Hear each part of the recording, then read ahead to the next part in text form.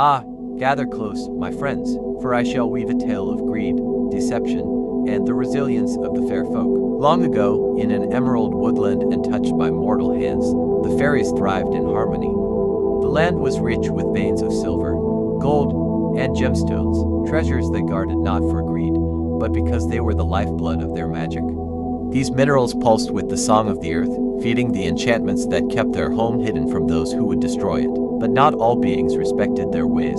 Deep within the void between worlds slumbered Vorthus, the hungering one, a forgotten god whose only love was wealth and dominion. When the world was young, he had hoarded mountains of gold, only to be banished by the very gods who once ruled alongside him.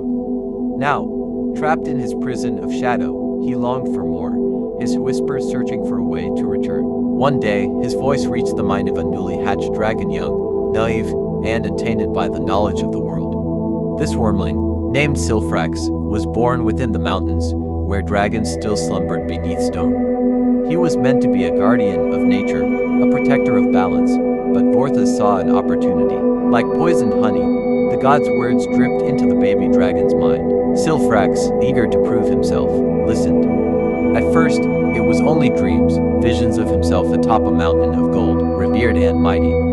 But the dreams became whispers, the whispers became commands.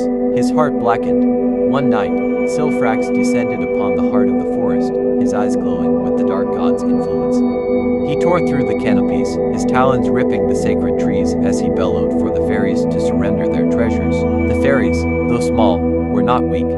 They knew that to kill the dragon was to end a creature bound to nature's will, but this was no longer the Silfrax they once knew. This was Vorthus's puppet. They called upon the wind, the rivers, and the roots of the very earth. And then, in their moment of desperation, the fairies did something unthinkable. They sang, a melody older than the gods themselves, a song of the world before greed, before corruption. The notes wove through the air like shimmering threads, wrapping around Silfrax's wings, binding his limbs. For a moment, his mind was free. His eyes, once golden and pure, shone with the reflection of who he had been. But Vorthus would not let go so easily.